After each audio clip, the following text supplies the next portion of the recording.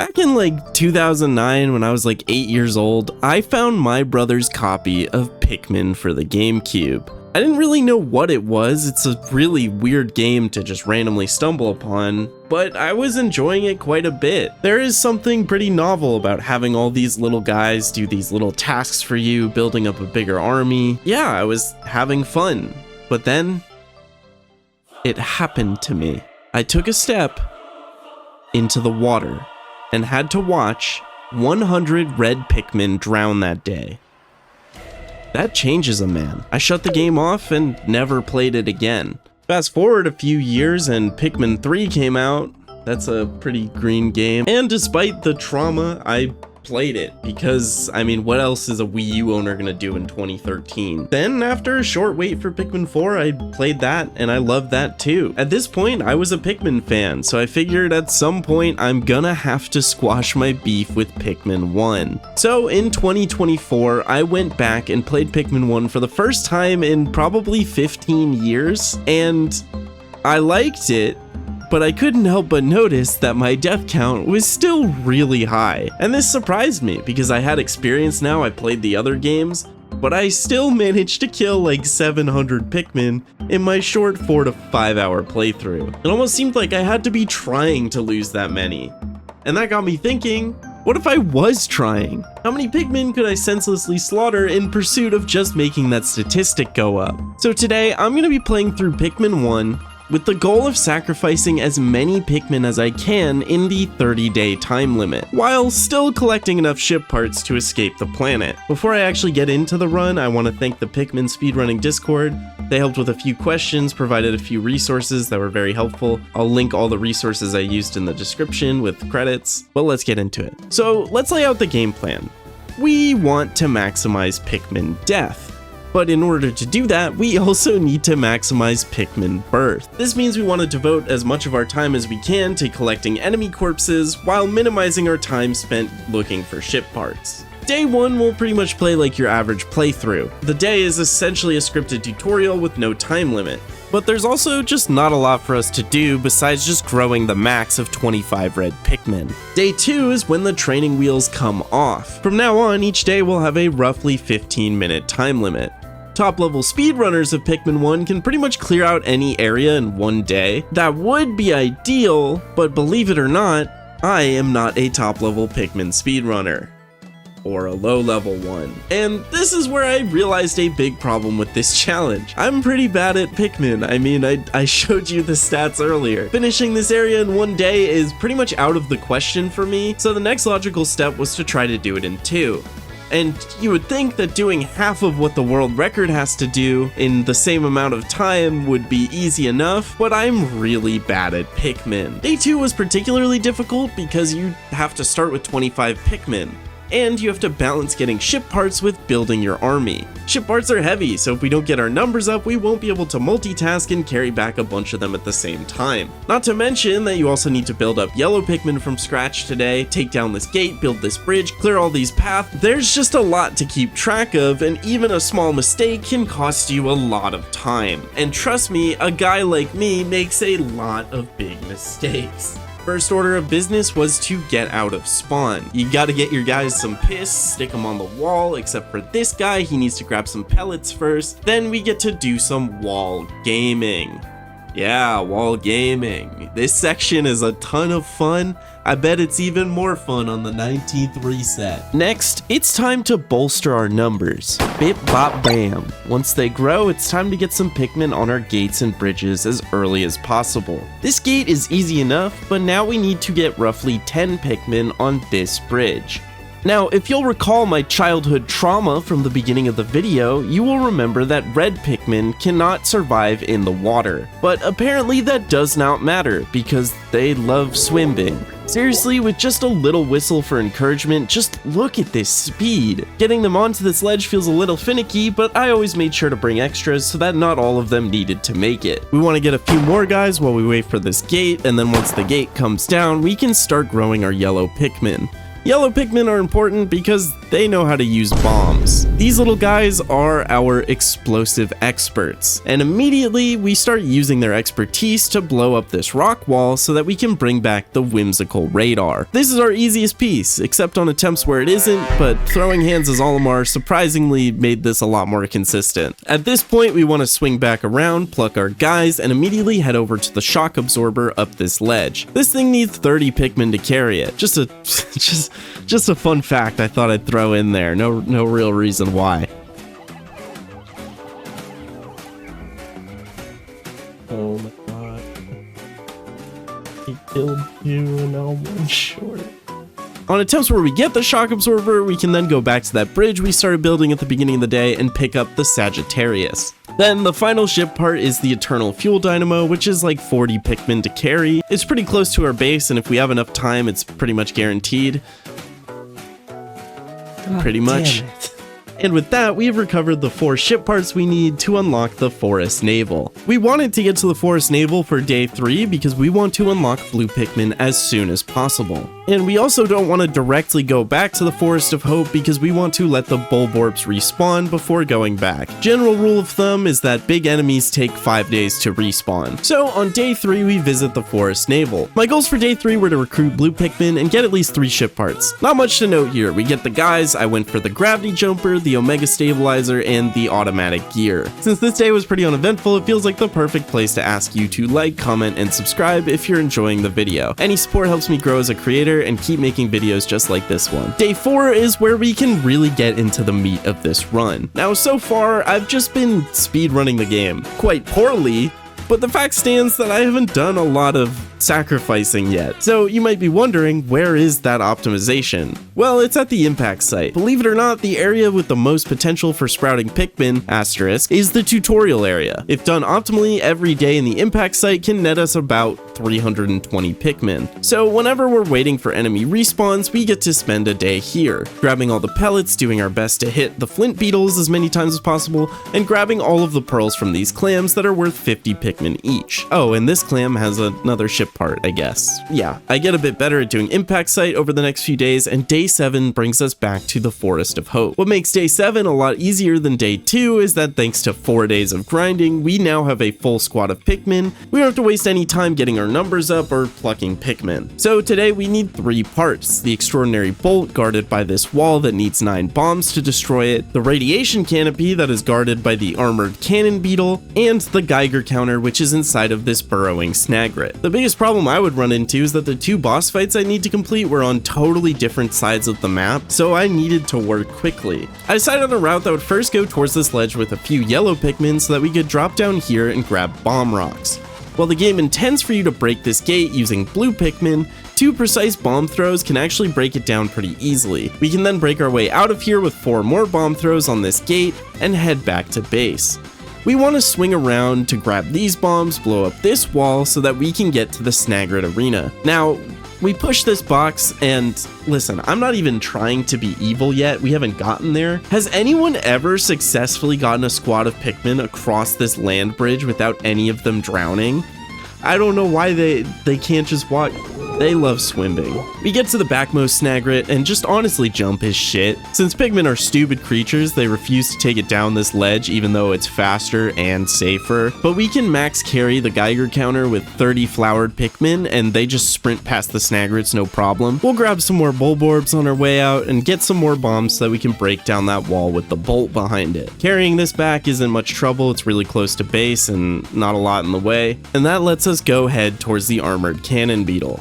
Originally, I wanted to get the part and the beetle because the beetle's worth 50 Pikmin. Whenever I would get to this part of the run, I would always just not have enough to do both and get them both back to the ship in time. So I decided to just throw all of my Pikmin on the radiation canopy and just book it past him. There were some casualties, but we made it through. Seasoned Pikmin players may have realized that I left behind the Nova Blaster, and that's because that part is optional. We are not going for the good ending, because the good ending will end your game on whatever day you collect your final part. And since we want to use all 30 days for sacrificing, we want to escape the planet, but we don't want to end the game early. So with just 25 ship parts, we can escape the planet with just the neutral ending or whatever. this saves us from wasting a day at the final trial where we would only be able to sprout 25 Pikmin. Now, it's time to head back to the Forest Navel. Because we only got 3 parts on day 3, we're gonna have to fucking sweat our asses off for day 9. Day 9 begins by checking some guys on this wall and bringing our squad down to Beady Longlegs.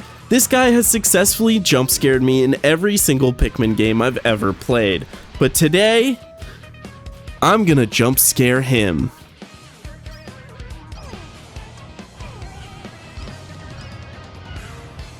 I guess on the next attempt. Anyways, defeating Beady and grabbing the guard satellite lets us head over to the anti-dioxin filter. This piece requires 40 blues to carry it, but once they get out of the water, we're just gonna hand it off to our reds so that they can carry it back to base without any worries of burning to death. That lets us take our blues down this path to get to the analog computer. Again, we get it out of the water and...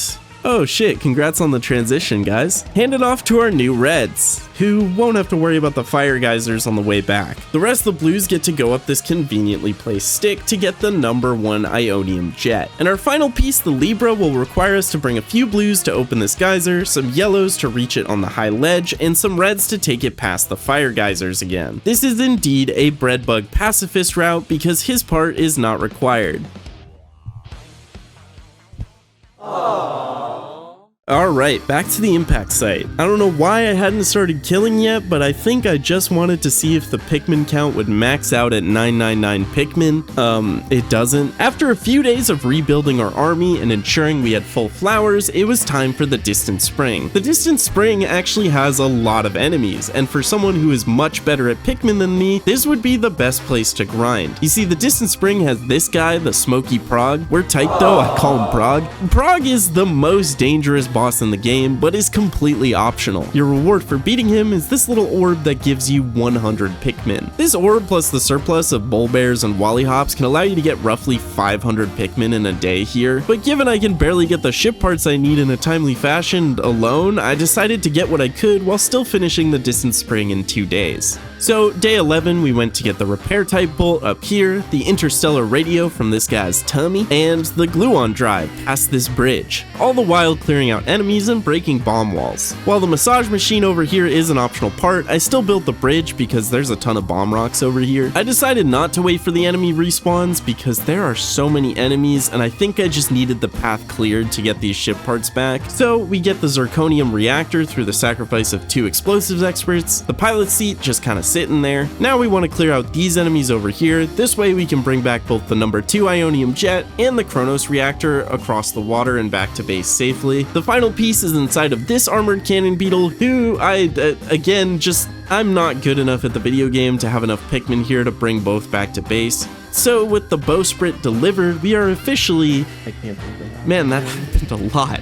We are officially done with our ship parts, and we now have 17 days to grind the impact site. There is not that much to say about the impact site. We grow roughly 320 Pikmin a day to kill at least 400. The best way to kill Pikmin is this water up here. Just get some mass drownings going. Yeah, that's the good stuff. For the blue Pikmin, the only way we can kill them is with these clams, which luckily they still work after dropping their pearls. I'd say the hardest part of consistently grinding the impact site is 1, consistently hitting all the flint beetles enough time to get a lot of pellets, and 2, this dumb-ass box. Pikmin fucking hate walking up tight things, so when you walk up, you're gonna lose a lot of Pikmin on your way to the mass drownings. You can do some finagling with the swarming to get more up, but it's actually more difficult than you would think to get every single Pikmin up every single time. When nightfall comes, we just make sure to leave behind as many blues as we can, since they are the most time-consuming to get rid of. But yeah, that's basically it. Get all the pellets, get all the pearls. After day 8, 2 bosses will alternate spawning here, but none of them actually do that much. The Ghoulix can actually just be AFK'd by throwing blue Pikmin on them and then just doing your other chores while that's going on. It never shakes them off. And the Mamuda doesn't kill Pikmin, but just plants them back into the ground. He's really just here to waste your time if you mess up his fight. It would honestly probably be better if he did kill Pikmin for this challenge specifically. But day in, day out, I'd grow and cull the Pikmin. Olimar would keep talking about how he misses his family and wants to go home, meanwhile spending his days murdering innocent wildlife life. This one note really caught my eye, how he's like, yeah, Olimar, I really do wonder how different things would have been if you weren't here. But finally, after 17 days equating to roughly 4.5 real-life hours of grinding the tutorial area, I finished day 30, Olimar blasted off, and the final count of Pikmin I was able to take out was... 7,257? I told you, it wasn't my fault, man. So 7,257 innocent Pikmin just happened to die under your watch, and it wasn't your fault? Like I said, I was just trying to repair my ship. Retrieving ship parts, kinda dangerous work, and the Pikmin, they just wanted to help. Uh-huh. I will forever treasure and deeply miss every single Pikmin that gave their life to make sure that I could get home safely. That is a weight that I will have to carry for the rest of my life. So then why did you go back? What do you mean? After escaping the planet, the SS Dolphin was documented heading back to PNF 404. So why did you go back? Well... The title of the video is How Many Pikmin Can You Sacrifice in 30 Days? Not How Many Pikmin Can You Sacrifice in 30 Days and Live? So, if we cut out all of my mediocre speedrunning for ship parts and just purely focus on growth here, how high could that number really get? So here's the new run. Day 1 and 2 are about the same, and day 3 we forget about ship parts and just focus on growing Pikmin. Fiery Blowhogs, Wallyhops, Shearwigs, they will all equate to roughly 150 Pikmin grown. Hell yeah. I just crashed again. It happens. Who crash lands on the same planet more than once? Now, after we return from the Forest Navel, we get to go back to my favorite place in this game. It's the impact site. Guess who's got 2 thumbs and is excited to go back to the impact site? You thought you could just leave some of us behind? You thought we'd just disappear and you'd never see us again? At this point, I kinda got a system down. On Mamuda days, I would get 60 red Pikmin and 40 blue Pikmin. I would try to blitz the Mamuda with all of my reds so that we could take it out quickly. Then I'd put 20 reds on this pellet. Then, after taking out all the pearls and getting them out of the water with the blues, I would make the reds take them back since they're much easier to kill. You gotta make sure to get every single pellet. Every pellet secured is another Pikmin grown, which can equate to another Pikmin slaughtered. I get the rest of these 10 pellets, I get all the 1 pellets, clean up whatever flint beetles are left. You get the vibe. Gulix days aren't that much different. I like to go 70 blues, 30 reds, so that I can get a bunch of blues on the Gulix while I do all my other stuff. Same strategy with the pearls and all that. You just gotta be careful when you take out the Gulix, it'll drop 4 or 5 pellets, and you gotta make sure that the right color brings them back. Did you even know her name? No? That was my wife!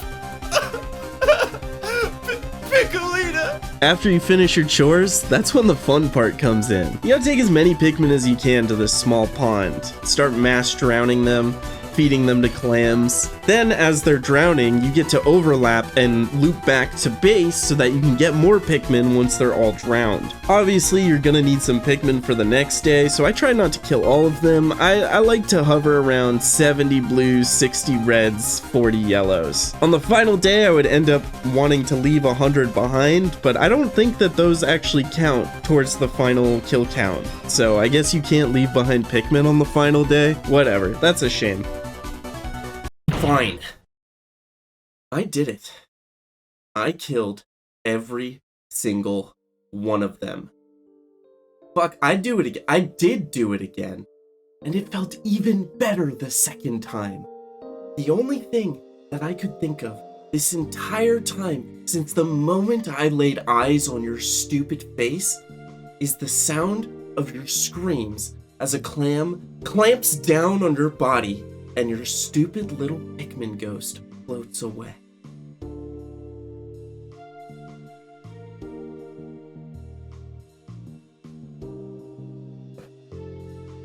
Boys,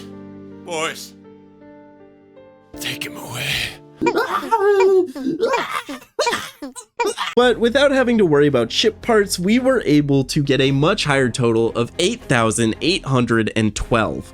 A whopping 1,600 extra Pikmin, and all it costed was our life. Now, I'm 100% certain that anyone who's even semi-decent at this game could get a higher death count than me. This isn't the total optimal amount of Pikmin sacrificed, because I'm just not an optimal player. I decided to try to do some little calculations for fun to see what an optimal run of this would look like, and I think you would have to do all 25 on day 1, get an absolutely perfect day on the Forest of Hope to get 335. Day 3 at the Forest Navel, you would have to get 262. If you go to the Distant Spring on day 5, you would get 482 optimally. Then any subsequent days at the Distant Spring will be less valuable because a lot of the enemies don't respawn there, which would lead us back to the Impact Site, which gets us 334 Pikmin before day 8, then 354 Pikmin on a Gulix day, and 349 Pikmin on a Mamuda day. Putting all these optimal days together, it seems like the max amount of Pikmin you could even grow and therefore kill in hyper-optimal circumstances where you can do everything in one day each would be 9,839. Let me know if that's accurate or if I messed something up, I don't know. Thanks for making it to the end of the video, I hope you enjoyed it. It's a little different than my usual stuff, but let me know how you felt about it in the comments.